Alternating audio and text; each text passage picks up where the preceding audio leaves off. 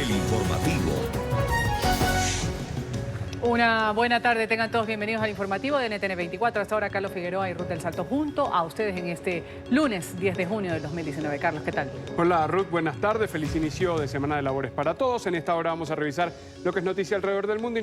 Comienza el informativo con Carlos Figueroa y Ruth del Salto.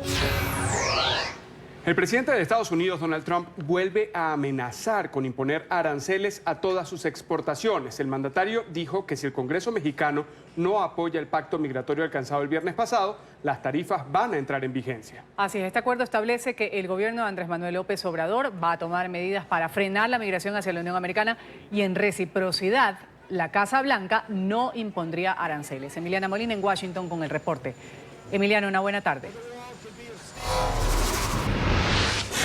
Hola, ¿qué tal? Muy buenas tardes. Pues este acuerdo ha sido bastante criticado, el acuerdo que se logró negociar en la última semana entre México y Estados Unidos. Pues según expertos que hablaron con el rotativo estadounidense, el New York Times, aseguran que al menos 2 de los puntos acordados la semana pasada ya se habían alcanzado en otras ocasiones, como por ejemplo el despliegue de la Guardia Nacional Mexicana a la frontera entre México y Guatemala. Supuestamente se había acordado durante el mes de marzo. Otro punto también que fue expandir el programa para permitir que aquellos centroamericanos que lleguen a México y estén gestionando peticiones de asilo en Estados Unidos puedan permanecer en México mientras se resuelve la situación de sus casos migratorios. Esto supuestamente se había acordado durante el mes de diciembre, pero el mandatario estadounidense Donald Trump tuiteó esta mañana asegurando que hasta el momento hay algunos puntos de este acuerdo que son un secreto y que no se han revelado. Hemos firmado y documentado completamente otra parte muy importante del acuerdo de inmigración y seguridad con México, una que Estados Unidos ha estado reclamando durante muchos años. Será revelada en un futuro no muy lejano y necesitará la votación del Cuerpo Legislativo de México. No prevemos un problema con la votación, pero si por alguna razón la aprobación no llega, los aranceles se restablecerán.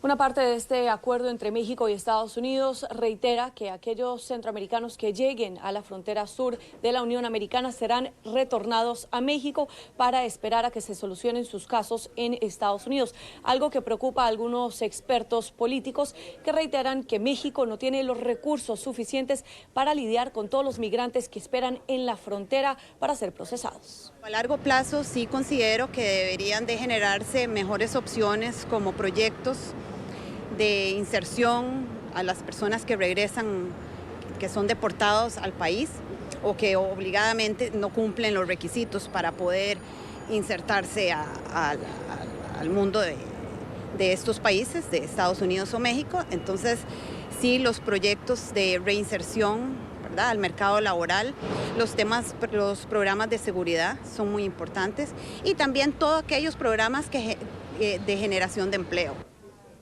Cabe resaltar que las peticiones de asilo de estos migrantes centroamericanos podrían tardar meses, si no años. Esta es toda la información que tenemos desde la Casa Blanca. Emiliana Molina, regreso al Centro Internacional de Noticias. Muchísimas gracias, Emiliana. Y precisamente el canciller de México explicó hoy en qué consiste ese pacto alcanzado el viernes con la administración de Donald Trump. Marcelo Ebrard dijo que su país tiene 45 días para disminuir el flujo migratorio hacia los Estados Unidos. Así evitaría la imposición de aranceles. El alto funcionario ha asegurado que ha sido el momento más difícil de la relación entre México y Estados Unidos, pero también ha celebrado que en las conversaciones se hayan logrado diferenciar el asunto comercial de la realidad migratoria. Si en 45 días México no reduce el número de migrantes indocumentados que llegan a Estados Unidos desde su territorio, el gobierno de Andrés Manuel López Obrador discutiría con Washington la posibilidad de ser un país de acogida para los migrantes que tramiten su asilo en Estados Unidos.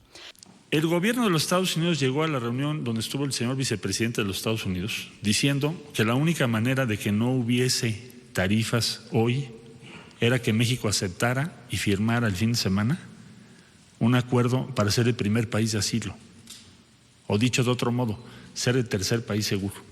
¿Esto qué significa? Para no ser muy complejo, significa que las personas que quieran buscar asilo, que atraviesen por nuestro territorio, tendrán que hacerlo en México y no podrán llegar a Estados Unidos a hacerlo. Sin embargo, el gobierno mexicano había planteado sus reservas con esa propuesta. Yo mismo declaré llegando a Washington que a mí no me gustaría hacer ese acuerdo.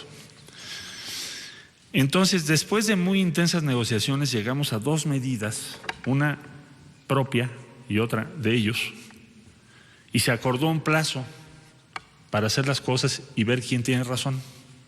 Esas medidas incluyen el despliegue de la recién creada Guardia Nacional Mexicana por el territorio nacional, incluyendo la frontera con Guatemala.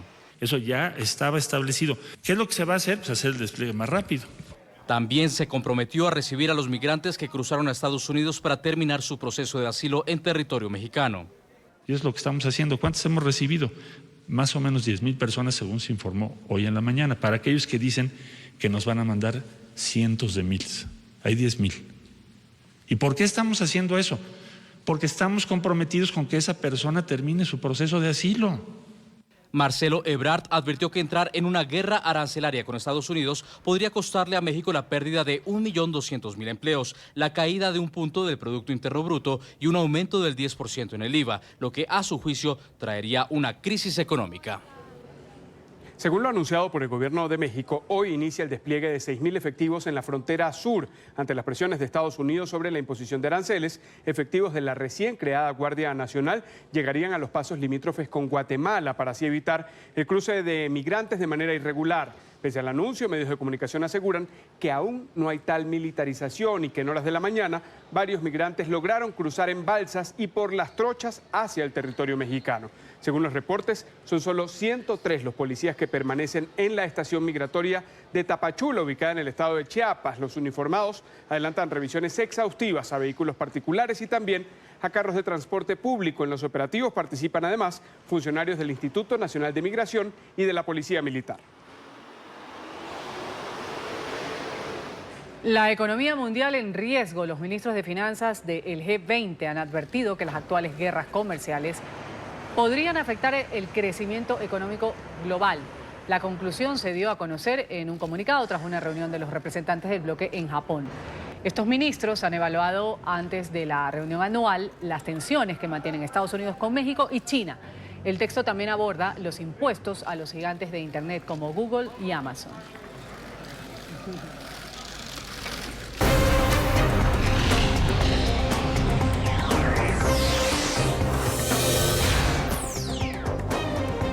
Las autoridades en República Dominicana analizan un video en el que se aprecia a un hombre dispararle en la espalda al exjugador de los Medias Rojas de Boston en las Grandes Ligas, David Ortiz. Todo ocurrido en un bar en Santo Domingo, la capital. Ortiz, de 43 años y mejor conocido como Big Papi, resultó herido y fue trasladado a un hospital donde fue sometido a una cirugía. Según sus familiares, se encuentra estable. El supuesto autor del ataque fue detenido por los asistentes a este local nocturno. Aunque la investigación está en curso, la policía descartó que el móvil del ataque haya sido el robo.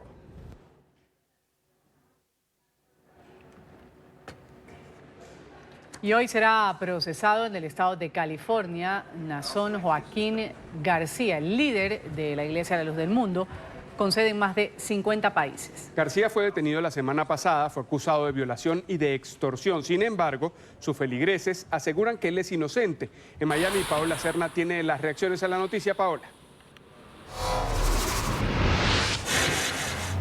Hola, ¿qué tal? Muy buenas tardes. Estamos aquí en el sector de la Pequeña Habana, justo frente a la sede en la ciudad de Miami de la Iglesia La Luz del Mundo. Hoy, Nason García, el líder de esta institución religiosa, se presentará en corte en Los Ángeles, donde le serán presentados los 26 cargos que existen en este momento en su contra, entre ellos explotación sexual y pornografía infantil. 4 víctimas realizaron esta denuncia. Mientras tanto, la Fiscalía ha dicho, o más bien el fiscal Javier Becerra lo tachó de demente, y han decidido aumentar la fianza de 25 a 50 millones de dólares. Esto porque consideran que este señor Nason García pudiera juntar los 25 millones de dólares entre la comunidad, entre sus seguidores, sus fieles. Es por eso que decidieron aumentarla, y en este momento es considerada la fianza más alta que se haya fijado en California. Aquí en la ciudad de Miami, sus feligreses lo defienden de las acusaciones.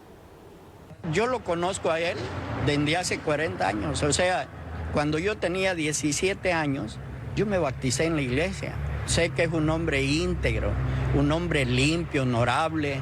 Él lo único que nos ha enseñado es hacer lo bueno. Pues que los cargos que a él le están impugnando es una aberración, un vil engaño, que después ellos mismos se van a dar cuenta que esa mentira no las va a llevar a ningún lugar, porque Dios a él lo va a defender de todo eso.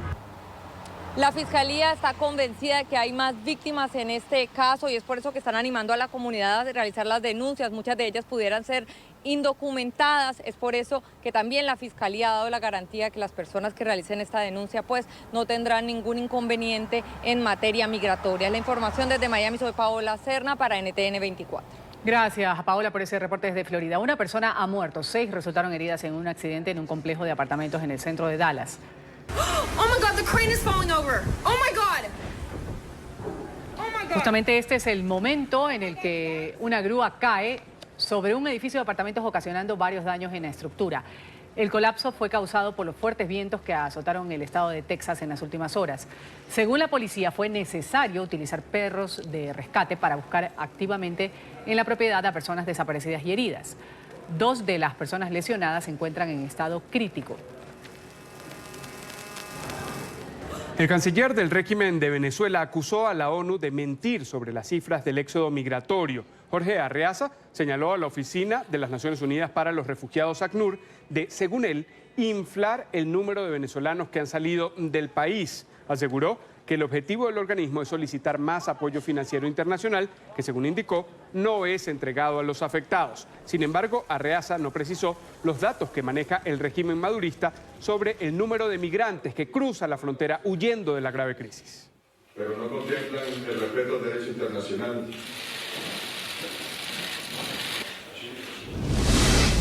Tras el fracaso del golpe de Estado en estrategia contra Venezuela, retoman la matriz migratoria que habían desaparecido de los medios de comunicación desde enero. La derrota y el desespero los lleva a reciclar temas, readecuando la obsesiva agresión contra el país. En este reciclaje mediático, ACNUR vuelve a su rol de instrumentalizar la migración venezolana. Mienten e inflan cifras para pedir y recibir más recursos con destino incierto, en medio de una rebatiña parasitaria a costa de la dignidad y los derechos humanos de los venezolanos. Podrían al menos elegir mejor los escenarios del show. Es en extremo paradójico expresar preocupación por los venezolanos desde la Guajira colombiana, territorio abatido por la pobreza extrema y abandonado por el Estado colombiano, donde han muerto miles de niños por desnutrición.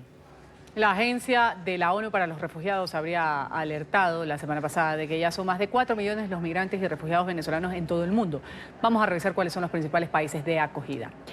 En primer lugar está Colombia, el país que más venezolanos ha recibido. Según datos de la ACNUR, la cifra ha crecido de una forma elevada desde el 2016.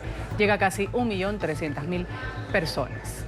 En Latinoamérica siguen Perú con 768.000, Chile con 288.000, Ecuador 263.000, Brasil 168.000, Argentina 130.000 y Panamá 94.000. La agencia calcula que hasta este año había 351.114 venezolanos en Estados Unidos y más de 323.000 en España, lo que lo sitúa como el tercer y cuarto país de mayor recepción de venezolanos alrededor del mundo.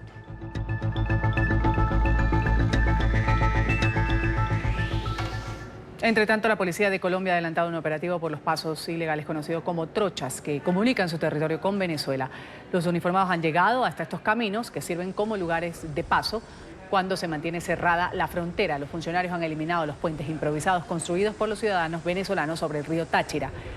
Allí varios de los migrantes fueron devueltos por los policías que aseguraban ahora el único paso permitido, que sería el puente internacional Simón Bolívar. Esto tras la decisión de Maduro de reabrir la frontera el pasado viernes.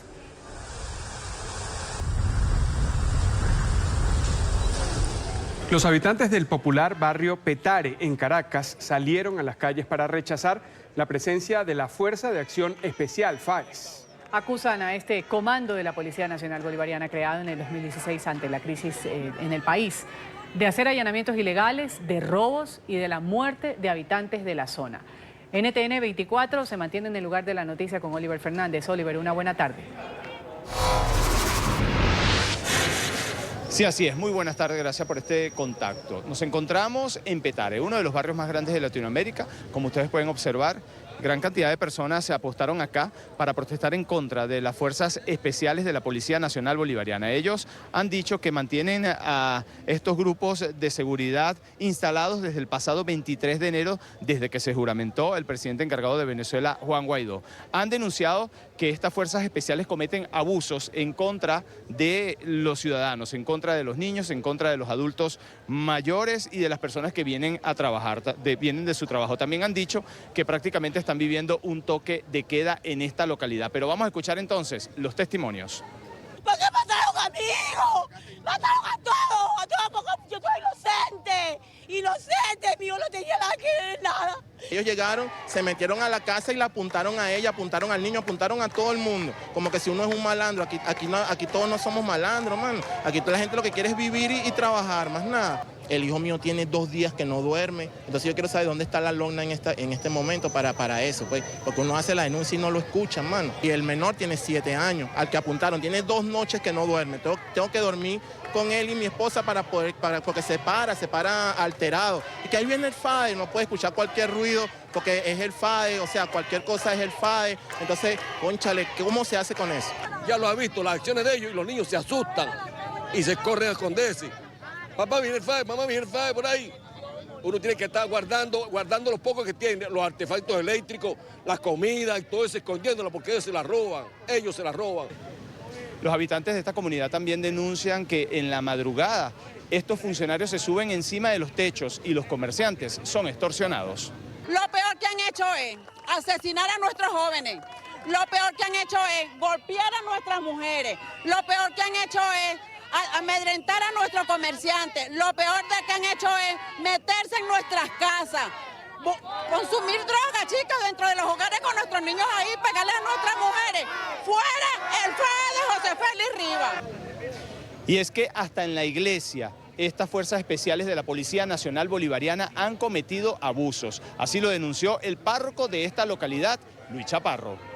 ¿Qué tipo de abusos se han cometido, padre? Bueno, los abusos son que entran a las casas sin permiso, sin ninguna orden judicial de cateo, de revisión, ¿no? Yo creo que debe de respetarse las leyes, que es justamente la Carta Magna de la Constitución, a la inviolabilidad del hogar. Deben de respetarse los derechos humanos también. Deben de respetarse pues la manera como se trata a las personas. Aquí vivimos gente honrada, decente, trabajadora, que hace posible que esta Caracas también funcione.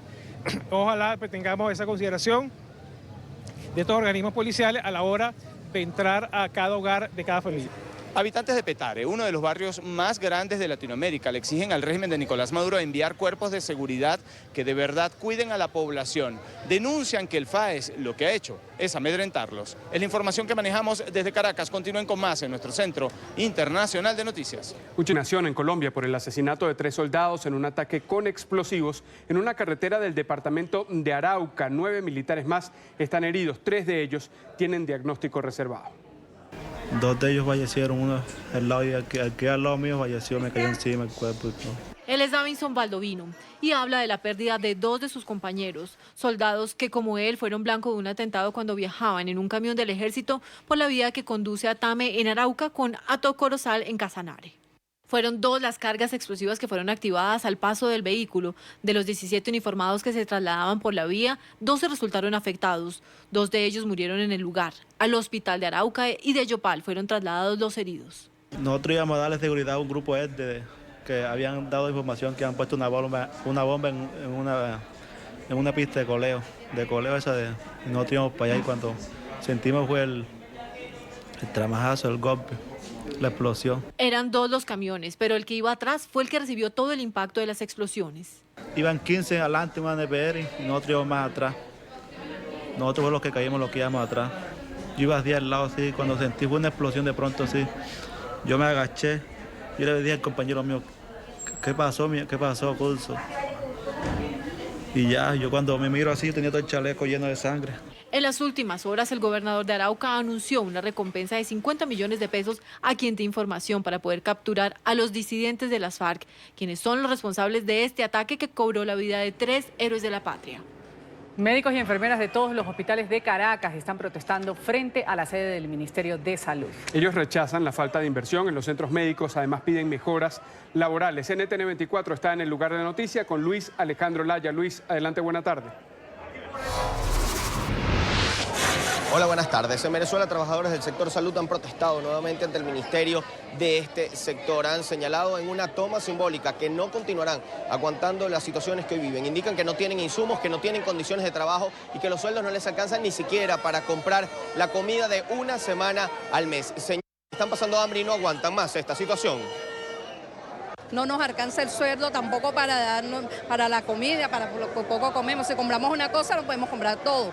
No, verdad que no nos alcanza ni para hacer un buen mercado. Hoy en día no llevamos un buen mercado, los niños pasan hambre, hacen una sola comida, de verdad. Y hay muchas necesidades que tenemos, que de verdad que no nos cubre, el salario que nos ganamos no nos cubre en la necesidad que tenemos. Nos sentimos maltratados con nuestros mismos jefes también. ¿Por qué? Porque ellos no hacen nada por nosotros, porque más bien en vez de ayudarnos no nos ayudan, pues.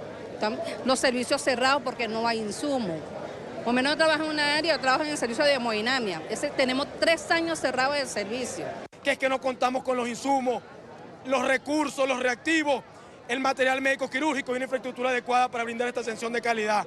Entonces el compañero Carmelo Gallardo se encuentra tras las rejas simplemente por alzar la voz. También queremos hacer un llamado al pueblo enfermo, a los pacientes. Ustedes, señores pacientes, saben muy bien que nosotros seguimos laborando en nuestro centro de salud.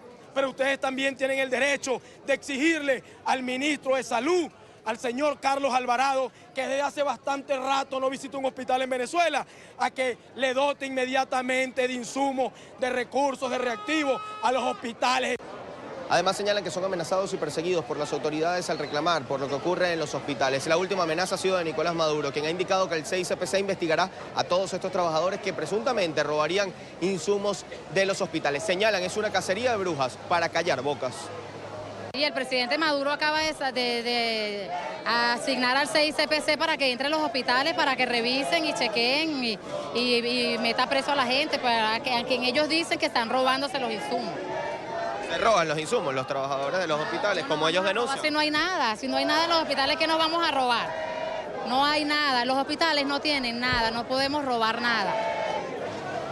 Han exigido una nueva respuesta al ministro Carlos Alvarado, el ministro del sector salud, quien en varias oportunidades los ha recibido, pero no ha dado respuesta. Han señalado que esta es la última oportunidad que le dan y que de no ocurrir una solución a las situaciones que han planteado, pararán los hospitales. Desde Caracas, Venezuela, para NTN 24, Luis Alejandro Laya.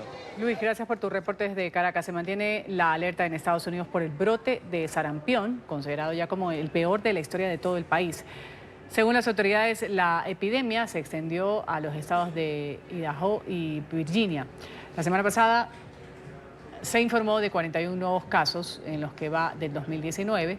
Este brote ya alcanzó los 28 estados del territorio, afectando a 1.022 personas hasta el 6 de junio. Según los Centros para el Control y la Prevención de Enfermedades, una de las causas es la negativa de los padres de familia a vacunar a los niños por una creencia falsa de que la vacuna puede causar autismo. La Corte Suprema de Estados Unidos decidió no entrometerse en el polémico tema de la detención continua en la base naval de Guantánamo. La institución rechazó la apelación de un yemení recluido desde el año 2001 en la cárcel ubicada en Cuba. El hombre, acusado de estar vinculado con el grupo terrorista Al-Qaeda, había solicitado su liberación. La Corte también había anunciado que iba a evaluar el tema. Un incendio se registró cerca del parque de diversiones Six Flags Magic Mountain en California. Este denso humo ha obligado a los administradores del popular lugar a ordenar el desalojo de los habitantes, de los visitantes. Cerca de 100 bomberos han participado en las tareas para extinguir las llamas. Tormentas azotaron las regiones del este y el sur de China durante este fin de semana. En la ciudad de Yichun, en la provincia este de China, una inundación causó el colapso de carreteras en áreas montañosas. Calles, tiendas y tierras de cultivo quedaron anegadas. Cientos de residentes quedaron atrapados en medio de las fuertes corrientes. En la zona se registran grandes pérdidas económicas. Y miles de personas han salido a las calles de Hong Kong para rechazar una propuesta de ley de extradición que permitiría que Beijing accediera a fugitivos en territorio hongkonés para juzgarlos en China. El céntrico Victoria Park ha sido el escenario de esta multitudinaria manifestación. La nueva ley propuesta en febrero y cuya votación final podría efectuarse antes de final de julio permitiría a la jefatura del Ejecutivo y a los tribunales de Hong Kong tramitar las solicitudes de extradición de jurisdicciones sin acuerdos previos, en particular con China y Taiwán. Irán. Finalizamos esta emisión del informativo de NTN 24, agradeciéndoles su sintonía. Los invitamos a que sigan informados en Twitter, nuestra cuenta @NTN24 y en la web ntn24.com. Feliz tarde.